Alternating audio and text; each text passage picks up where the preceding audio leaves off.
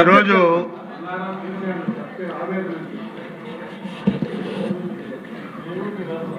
ఈ చర్చలో మాట్లాడడం అన్నది ఒక బాధాతత్వ హృదయంతో మాట్లాడాల్సినటువంటి పరిస్థితి రావడం చాలా శోచనీయం.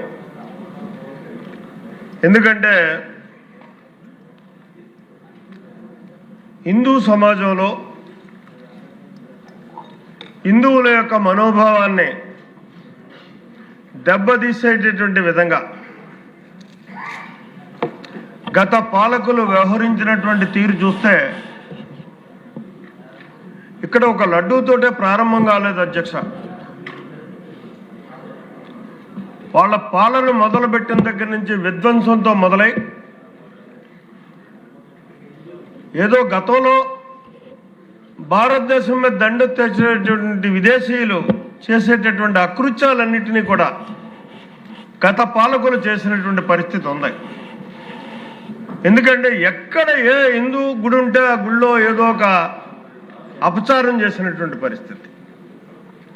అది అంతర్వేద, రామతీర్థమా, ఇలా సుమారు 100 పైబడి గుళ్ళ మీద వ్యవహారం వాళ్ళు హిందూ భక్తుల యొక్క మనోభావాలను దెబ్బతీసేటటువంటి విధానంలో వాళ్ళు చేసినటువంటి కార్యక్రమాలు ఉన్నాయి అధ్యక్ష. అయితే వాటన్నిటినీ మనం చర్చించుకోవడానికి సమయం లేదని ముందుగానే మీరు హెచ్చరిస్తున్నారు. మా సోదరుడు నరేంద్ర కుమార్ చాలా వివరంగా నేను ప్రిపేర్ అయి వచ్చినటువంటి అంశాలన్నిటినీ కూడా సోదరుడు సభకు విన్నవించాడు. కాబట్టి ఇక్కడ మళ్ళీ తిరిగి వాటిని తీసుకురాదలుచుకోలే. ఎందుకంటే నేను ప్రస్తుతం ఆ భగవంతుడు నాకు ఇచ్చినటువంటి అవకాశం చంద్రబాబు నాయుడు గారి వల్ల కలిగింది. టీటీడీ బోర్డులో ఒక సభ్యుడిగా ఉంటూ అక్కడ ఆ దేవుని యొక్క సేవలు చేసుకునే అదృష్టం కలిగింది అధ్యక్ష. అందులో ప్రధానంగా అతి కీలకమైనటువంటి ఈనాడు ఏదైతే చర్చ జరుగుతున్నటువంటి విషయం ఉందో దీనికి కూడా ఒక చిన్న బాధ్యుడే. ఎందుకంటే పర్చేజ్ కమిటీలో సభ్యుడిగా కూడా నేను ఉన్నాను అధ్యక్ష. జనరల్గా ఇక్కడ నెయ్యి కల్తీ అంటున్నారు అధ్యక్ష. అది కరెక్ట్ కాదు. కానీ నెయ్యి కల్తీ కాలా. ఇక్కడ జరిగింది ఏంటంటే ఒక పదార్థాన్ని సృష్టించి దాన్ని రకరకాల వీటిలతో తీసుకొచ్చి నెయ్యిగా మనకు చూపెట్టి వాళ్ళు లడ్డూలు తయారు చేసి మనకి అందించినటువంటి పరిస్థితి అధ్యక్ష. అసలు నెయ్యే లేదు, అసలు పాలు లేదు, పాలు లేదు, నెయ్యి లేదు. ఇక్కడ ప్రధానంగా మనం చూసుకోవాల్సింది ఏంటంటే అధ్యక్ష, ఫిబ్రవరి 29, 2020లో ప్రారంభమైంది అధ్యక్ష. ఈ కల్తీ భోగోతం ఎలా ఫాలో అయిందంటే అప్పుడున్నటువంటి నియమ నిబంధనలు గత తెలుగుదేశం ప్రభుత్వంలో ఆనాడు పాలక మండలి పెట్టినటువంటి నియమ నిబంధనలన్నింటినీ కూడా తుంగలో తొక్కి ఆ రోజు పర్చేజ్ కమిటీ ద్వారా ఏదైతే పర్చేజ్ కమిటీ సమావేశం జరిగింది ఆ సమావేశంలో ఒక నిర్ణయం తీసుకున్నారు అధ్యక్ష. మనం ఆ నియమ నిబంధనలన్నింటినీ కూడా నరేంద్ర చెప్పాడు, దాని జోలు పోలా, మళ్ళీ ఆ లెక్కలు చెప్పను. వాటన్నిటినీ తప్పించి కేవలం ఇప్పుడు చెప్పినటువంటి నెయ్యి కానటువంటి నెయ్యి తయారు చేసేటటువంటి సామర్థ్యం ఉన్నటువంటి వ్యవస్థలకి ఈ టెండర్ ఇవ్వాలనేటటువంటి దుర్బుద్ధితో ఆ రోజు ఆ పర్చేజ్ కమిటీలో నిర్ణయం తీసుకున్నారు అధ్యక్ష. ఆ పర్చేజ్ కమిటీకి ఒక ప్రత్యేకత ఉంది అధ్యక్ష. ఇక్కడ 2 ప్రత్యేక ఆహ్వానితులు వెళ్ళారు అధ్యక్ష. 3 సభ్యులు ఉంటారు. ఆ 3 కాక ఈ బోర్డులో ఉన్నటువంటి కీలక సభ్యులు ప్రత్యేక ఆహ్వానితులుగా వెళ్ళారు అధ్యక్ష. వారే ఒకరు కరుణాకర్ రెడ్డి గారు, రెండో వారు ఆయన మొన్న దీంట్లో ఉన్నాడు చెవిరెడ్డి భాస్కర్ రెడ్డి గారు, వీరిద్దరూ కూడా ప్రత్యేక ఆహ్వానితులుగా వెళ్ళి అక్కడ వాళ్ళు బలోపలి చేసి ఆ తీర్మానాన్ని చేశారు అధ్యక్ష. గత తీర్మానాల్ని పక్కకు పెట్టి మళ్ళీ కొత్తగా ఇవన్నింటినీ ఎడిట్ చేయించి అప్పుడు దాన్ని బోర్డుకి సమర్పించారు. బోర్డులో దాన్ని ఆమోదం చేశారు అధ్యక్ష. ఇక్కడ ఇందాక మా మిత్రుడు చెప్పినట్టుగా దీనికి బాధ్యులు ఎవరు అధ్యక్ష? అక్కడున్నటువంటి ప్రత్యేక కమిటీ సభ్యులు ఎవరైతే జిఎం అంటాడో జిఎం ప్రధాన బాధ్యత అవుతారు, ప్రత్యేక కమిటీ సభ్యులు అవుతారు, ప్రత్యేక ఆహ్వానితులుగా వెళ్ళినటువంటి ఆ ఇద్దరు అవుతారు. తదుపరి బోర్డుకు వచ్చిన తర్వాత బోర్డులో దీన్ని కులంకుశంగా చర్చించి తీసుకుంటున్న నిర్ణయానికి చైర్మన్, అక్కడ ఉన్నటువంటి బోర్డు సభ్యులు, ఎక్స్ ఆఫీసో సభ్యులు కూడా అవుతారు అధ్యక్ష. ఇక్కడ మంత్రి గారు ఇందాక చెప్పినటువంటిది దీంట్లో చూసుకున్నట్టయితే వారు సిట్టు ఇచ్చినటువంటి రిపోర్టును చదివారు అధ్యక్ష. ఇక్కడ మనం చేయాల్సినటువంటిది కానీ ప్రజలకు తెలియాల్సినటువంటిది కానీ ముఖ్యంగా ఎవరైతే నిజమైనటువంటి బాధ్యులు ఉన్నారో వాళ్ళందరినీ కూడా ఇందులో మనం శిక్షించాల్సినటువంటి అవసరం ఉంది. బాధ్యులుగా ఇక్కడ చూపట్టాల్సినటువంటి అవసరం ఉంది. దానికోసం మనం తగు నిర్ణయం తీసుకోవాల్సినటువంటి అవసరం ఈ సభకు ఉంది అని చెప్పేసి ఇక్కడ భక్తులకు కానీ ప్రజలకు కానీ ఒక నమ్మకాన్ని కలిగించేటటువంటి బాధ్యత కూడా ఈ సభకు ఉంది అని చెప్పి మనం చేసుకుంటున్నాం.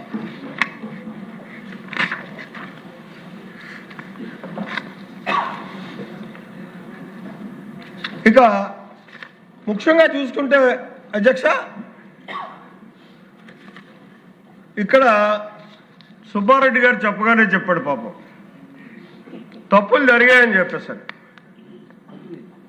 అయితే ఆ తప్పులు నాకు తెలియకుండా జరిగాయంటున్నాడు. శాసనసభలో ఆ చైర్లో మీరు కూర్చున్న తర్వాత మీ అనుమతి లేకుండా మేము మాట్లాడేటటువంటి పరిస్థితి ఉంటుంది అధ్యక్ష.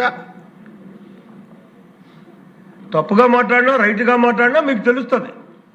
దాని మీద చర్య మీరు తీసుకోవాల్సినటువంటి అవసరం ఉంటుంది. అదే పరిస్థితి అక్కడ చైర్మన్గా సుబ్బారెడ్డి గారు ఉన్నప్పుడు కానీ కరుణాకర్ రెడ్డి గారు ఉన్నప్పుడు కానీ జరిగినటువంటి ఈ తతంగానికి అంతటికీ కూడా పూర్తి బాధ్యత వాళ్ళిద్దరూ వహించాల్సినటువంటి అవసరం ఉంటుంది అన్నది నా భావన. ఇకపోతే సుబ్రహ్మణ్య స్వామి గారు అని చెప్పేసి చాలా పొద్దుట లేచి మనం దండం పెట్టుకోవచ్చు, అంత సీనియర్ నాయకుడు అధ్యక్ష. కానీ పాపం తిరుపతి వెంకటేశ్వర స్వామి మీద ఆయనకి ఎందుకు భక్తి లేదో నాకు అర్థం కావట్లే, నమ్మకం లేదో విశ్వాసం లేదో తెలియటం లేదు. అంటే సభలో లేనటువంటి వ్యక్తి పేరు ఉచ్చరించకూడదు అనేటటువంటి నిబంధన ఉన్నప్పటికీ కూడా ఆ నిబంధనకి శిక్షార్హుడు అవుతూ కూడా నేను మాట్లాడదలుచుకున్నాను అధ్యక్ష. ఎందుకంటే అంత అపచారం చేశాడు ఆయన. ఇక్కడ ఆంధ్ర రాష్ట్ర ప్రభుత్వం సిట్ యొక్క రిపోర్టును చూసుకుని ఇక్కడ అసలైనటువంటి దొంగలు బయటికి రాలేదు, పరిపాలనా విధానంలో ఉన్నటువంటి లోపాలను ఎత్తి చూపలేదు సిట్టు అనేటటువంటి ఆలోచనతో ఒక ఏకసభ్య కమిషన్ వేస్తే దాన్ని అడ్డుకోవడానికి ప్రయత్నం చేశాడు అధ్యక్ష. ఇది ఎంత దారుణం అండి. ఏం పోయిందబ్బా ఆయనకి? వాస్తవాలు బయటికి తీస్తే నిజంగా బాధ్యులు కాకపోతే కాదని చెప్తారు, బాధ్యులు అయితే బాధ్యులు అని చెప్తారు.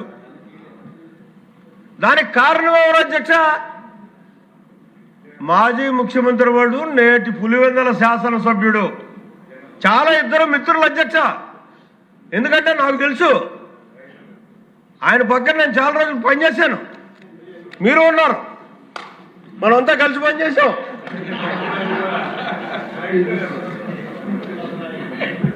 వాళ్ళిద్దరికి ఉన్న అనుబంధం ఏంటో కూడా నాకు పూర్తిగా తెలుసు.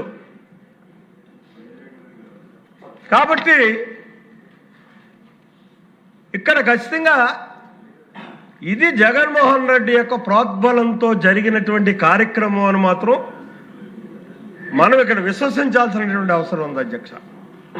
అంతేకాదు అధ్యక్ష, దొంగే దొంగ దొంగ అన్నట్టుగా ఈ 4-5 రోజులు బట్టి కూడా శాసనమండలిలో జరుగుతున్నటువంటి భోగోతం ఎంత తప్పిదం అధ్యక్ష. అది మనం పెద్దల సభ అంటాం అధ్యక్ష. దాన్ని అక్కడ ఉండేటటువంటి ప్రతి సభ్యుడిని కూడా గౌరవిస్తాం మనసా వాచ. ఎందుకు?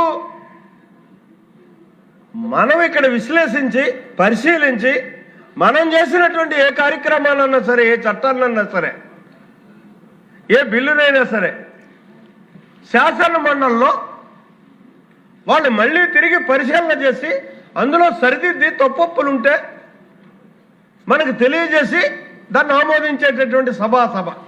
అంత గౌరవప్రదమైనటువంటి సభ. అటువంటి సభలో ఈ 5 రోజులు చూసుకున్నట్టయితే ఇది అతి కీలకమైనటువంటి బడ్జెట్ సమావేశాలు అధ్యక్ష.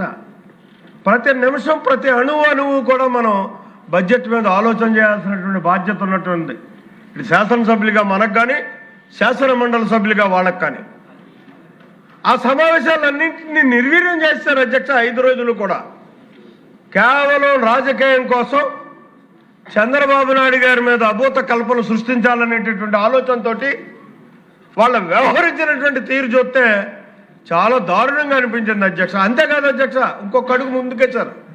సెక్యులర్ వ్యవస్థనే మంట కలిపారు అధ్యక్ష.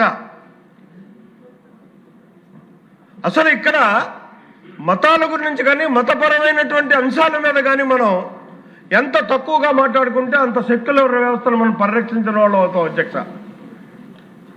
సాక్షాత్తు తిరుపతి వెంకటేశ్వర స్వామి ఫోటో పట్టుకుని చెప్పులు వేసుకుని వాళ్ళు ప్రదర్శన చేయడం అధ్యక్ష. అక్కడ ఇలా సంటిగోళ్ళలో అధ్యక్ష మన మహాత్మా సింగ్ అసెంబ్లీ జరిగింది. 10-12 ఏళ్ళ పిల్లలు వచ్చి చెప్పారు, చక్కగా చూస్తుంటే ఆశ్చర్యం వేసింది వాళ్ళని చూసి. వాళ్ళు మాట్లాడేటటువంటి తీరు చూస్తుంటే ఆ మాత్రం జ్ఞానం కూడా లేదండి వాళ్ళకి. తిరుపతి వెంకటేశ్వర స్వామిని రాజకీయం కోసం అపవిత్రం చేసినటువంటి విధానానికి ఖచ్చితంగా మనం చెక్ పెట్టాల్సినటువంటి అవసరం ఉంది అధ్యక్ష. ఇక్కడ ఒక లడ్డూ తోటే కాదు అధ్యక్ష, వాళ్ళు చేసేటటువంటి ప్రతి దాన్ని కూడా మనం ఇవాళ ప్రజలకు చెప్పాల్సినటువంటి బాధ్యత మన మీద ఉంది అని చెప్పేసి మనం చేసుకుంటున్నాం అధ్యక్ష. అందుకోసమే మరి మీరు సమయం వైపు చూస్తున్నారు. నేను కూడా ఎక్కువ సమయం తీసుకోదలుచుకోలేదు. మళ్ళీ మరొక విధంగా మీ ముందుకు వచ్చే అన్ని విషయాలు కూడా మళ్ళీ మాట్లాడతాను. కానీ ఒక్కటి మాత్రం నేను ఇవాళ మనవి చేసుకోదలుచుకున్నాను అధ్యక్ష. తిరుమల తిరుపతి దేవస్థానాన్నే కాదు, హిందూ వ్యవస్థను మనం పరిరక్షించుకోవాలనుకున్నట్టయితే నిన్న చర్చకు కూడా వచ్చినట్టు కొంతమంది మంత్రివర్గ సభ్యులు ముఖ్యమంత్రి గారితో చర్చించినట్టు కూడా వినికిడి. ఏదైతే స్వర్ణ దేవాలయం ఉందో ఆ స్వర్ణ దేవాలయానికి వర్తించేటటువంటి నియమ నిబంధనలు మనం ఇక్కడ హిందూ మతాన్ని పరిరక్షించుకోవడానికి ప్రధాన దేవాలయం అయినటువంటి తిరుమల తిరుపతి దేవస్థానంతో పాటు ఉన్నటువంటి హిందూ దేవాలయాలన్నిటినీ కూడా పరిగణలోకి తీసుకుని ఆ చట్టానికి మరింత మెరుగులు దిద్ది మనం ఒక చట్టం చేసుకోవాల్సినటువంటి అవసరం ఉంది.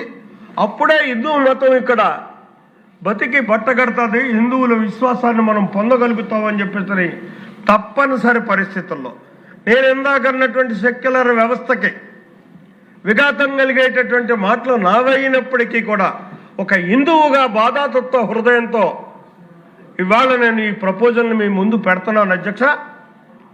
మరి దాన్ని కూడా మనసా వాచ ఆంధ్ర రాష్ట్ర శాసనసభ తీసుకోవాలి, ఆ చట్టాన్ని తేవాలని చెప్పేసి కోరుకుంటూ, ముఖ్యంగా ఈ దొంగలను శిక్షించేటటువంటి కార్యక్రమాలు ఇవాళ మాకు బాధ్యతలు ఇచ్చినటువంటి చంద్రబాబు నాయుడు గారి ఎక్కడ అప్రతిష్ట రానటువంటి విధానంలో తిరుమల తిరుపతి దేవస్థానంలో మేము చేసినటువంటి కొన్ని అంశాలను ఈ సభ దృష్టికి తాదాల్చాను అధ్యక్ష. మొట్టమొదటి అన్యమతస్తులు ఎవరైతే అక్కడ ఉద్యోగాలు చేస్తున్నారో వాళ్ళందరినీ కూడా వాళ్ళ కడుపు కొట్టకుండా, ఇది కూటమి ప్రభుత్వం యొక్క విధానం అధ్యక్ష. మాకు మా నాయకుడు చంద్రబాబు నాయుడు గారు సూచించినటువంటి సూచనలు అధ్యక్ష. వాళ్ళ పొట్ట కొట్టకుండా వాళ్ళంతటా వాళ్ళు వాలంటరీ రిటైర్మెంట్ తీసుకుంటే వాలంటరీ రిటైర్మెంట్కి వెళ్ళమనండి, లేదా వేరొక వ్యవస్థలకు పంపించేటటువంటి ఆలోచన చేయండి అని చెప్పేసి సూచించిన మేరకు ఆ రకంగా మేము మొట్టమొదటి దాన్ని తీర్మానం చేసి ఇవాళకప్పుడే చర్యలు ప్రారంభించినటువంటి పరిస్థితి ఉంది అధ్యక్ష. ఇది కేవలం తిరుపతి సంస్కృతిని పరిరక్షించడానికి చేసినటువంటి కార్యక్రమం అధ్యక్ష. అలాగే చూసుకున్నట్టయితే ఇవాళ ప్రతి అంశం మీద కూడా వాళ్ళు చెప్తున్నారు అధ్యక్ష, ఇందాపూర్ గురించి మాట్లాడుతున్నారు. దానికి నేను ఒక సభ్యుడిగా, పర్చేజింగ్ కమిటీ సభ్యుడిగా నేను కూడా ఉన్నాను. ఆ విధానాన్ని చేయాల్సినటువంటి పరిస్థితుల్లో కేవలం మనకు అక్కడ 20 లక్షల కేజీల నెయ్యి కావాల్సి వస్తే 10 లక్షల ఒక ప్రొక్యూర్ అయ్యేటటువంటి పరిస్థితుల్లో, తప్పనిసరి పరిస్థితుల్లో మేము 1500 దాటి డైరీలు ఏమన్నా వచ్చినట్టయితే వాటిని తీసుకోండి అని చెప్పేసి ఒక చిన్న మార్పు చేసినటువంటి సంఘటనల ద్వారా వచ్చినటువంటి ఇందాపూర్ డైరీ అధ్యక్ష. అది ఇందాపూర్కే కాదు, ఈ దేశంలో ఉన్నటువంటి అన్ని డైరీస్ రావచ్చు. నిజంగా మంచి నెయ్యినే వారు సరఫరా చేస్తుంటే బోలోబాబా కూడా రావచ్చు మేము ఇచ్చినటువంటి అవకాశానికి. రాలేదు అధ్యక్ష. ఎందుకు రాలేదంటే వాళ్ళ ఆటలు సాగవు. ఇక్కడ ఉన్నటువంటి బోర్డు, చంద్రబాబు నాయకత్వంలో ఉన్నటువంటి బోర్డు ఒక నిబద్ధతతోటి నిష్పక్షపాతంగా వ్యవహరించేటటువంటి బోర్డు కాబట్టి రాలా. నెయ్యి చేయరు, మీరు నెయ్యి కొంటారు, వాళ్ళు నెయ్యి చేయరు. అది నెయ్యి లేదు అక్కడ అధ్యక్ష. అక్కడ కూడా ఇక్కడ ఒక విధానం ఉంది అధ్యక్ష. ఎందుకంటే ఇది చాలా నిత్యావసరమైనటువంటి వస్తువులు. ఇక్కడ మనం కొనేటటువంటి ప్రతిదీ కూడా వేలాది లక్షలాది భక్తులు వచ్చేటటువంటి విధానం ఉంది అధ్యక్ష. అక్కడ అందరికీ కూడా ఏ రకమైనటువంటి ఇబ్బంది కలగనటువంటి పరిస్థితుల్లో మేము వ్యవహరించాల్సినటువంటి బాధ్యత ఉంది మా మీద. అందుకోసం ఒక L1కి ఎప్పుడు కూడా L1 ఎవరైతే వస్తారో వాళ్ళని ఆమోదించి L1కి 65% ఇస్తాం. ఆ L1 కానీ ఏదైనా విధానం వల్ల సరఫరా చేయలేకపోతే ఈ వ్యవస్థ ఆగకుండా 35% L2ను అడుగుతాం అధ్యక్ష. L1 రేటుకి కానీ నువ్వు సరఫరా చేయగలదు అని. L2నో L3నో ఎవరొస్తే వాళ్ళు, అది సామర్థ్యం ఉన్నవాళ్ళని, నియమ నిబంధనలు ఉన్నవాళ్ళని మేము అడిగేటటువంటి పరిస్థితి ఉంటుంది అధ్యక్ష. ఆ విధానంలోనే ఇక్కడ పిలిస్తే 650 కేజీలు, 6,50,000 కేజీలు మాత్రమే ఇందాపూర్ డైరీకి ఇవ్వడం జరిగింది అధ్యక్ష. ఈ ఇందాపూర్ డైరీ ఎవరో జ్యోతులను ఎవరికి తెలియదు, నాకు పని లేదు. అది అక్కడ మాకు ఉన్నటువంటి టర్మ్స్ అండ్ కండిషన్స్కి ఏదైతే అప్లికబుల్ అవుతాయో ఆ టర్మ్స్ అండ్ కండిషన్కి లోబడి అక్కడ మేము అప్రూవల్ చేసేటటువంటి పరిస్థితి ఉంటుంది అధ్యక్ష. ఇందులో రేపొద్దున తప్పు జరిగితే మేము కూడా శిక్ష అర్హులమే, మాది కూడా బాధ్యతే. అదే బాధ్యత ఇవాళ ఆనాడు ఉన్నటువంటి వాళ్ళ మీద ఉంది అని చెప్పేసి మరొక్కసారి మీకు మనవి చేసుకుంటూ, వాళ్ళని ఇచ్చేయడానికి ఇక్కడ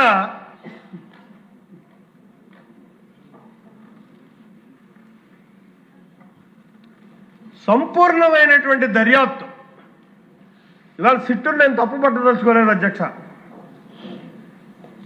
వాళ్ళ గైడెన్స్లో వాళ్ళు వెళ్ళిపోయారు, వాళ్ళ రిపోర్ట్లు వాళ్ళు ఇచ్చేశారు. దానికి ఏ శక్తి అడ్డుకుందో, ఏ వ్యక్తి అడ్డుకున్నారో నాకైతే తెలీదు. సిట్టు దర్యాప్తు కంటా కూడా ఇంకా కులంకుశమైనటువంటి దర్యాప్తు జరగాల్సినటువంటి అవసరం ఉంది.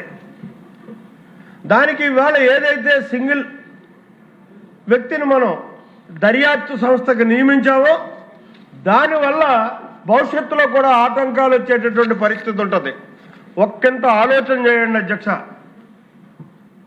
దీనికి ఇంకా పటిష్టమైనటువంటి వ్యవస్థను రూపకల్పన చేసి ఈ అకృత్యాలను బయటకు తీసేటటువంటి పరిస్థితి కల్పించే విధంగా మనం నిర్ణయం తీసుకుంటే బాగుంటుందేమో ఆలోచన చేయమని చెప్పేసి ఈ సభను సవినయంగా కోరుకుంటూ మరి ఈ అవకాశం ఇచ్చినందుకు మిమ్మల్ని ఇబ్బంది పెట్టకుండా ఒక గంట మాట్లాడడానికి నా దగ్గర సబ్జెక్ట్ ఉంది అధ్యక్ష. అయినప్పటికీ మాట్లాడలేకపోతున్నాను సమయాభావం వల్ల. ఖచ్చితంగా మళ్ళీ మరొకసారి నాకు దీని మీద మీరు అవకాశం ఇస్తారనేటటువంటి నమ్మకంతో మీ దగ్గర సెలవు తీసుకుంటున్నా. అవకాశం ఇవ్వకపోయినా అవకాశం మీరు తీసుకుంటారు కాబట్టి ఏదైనా ఒక గంట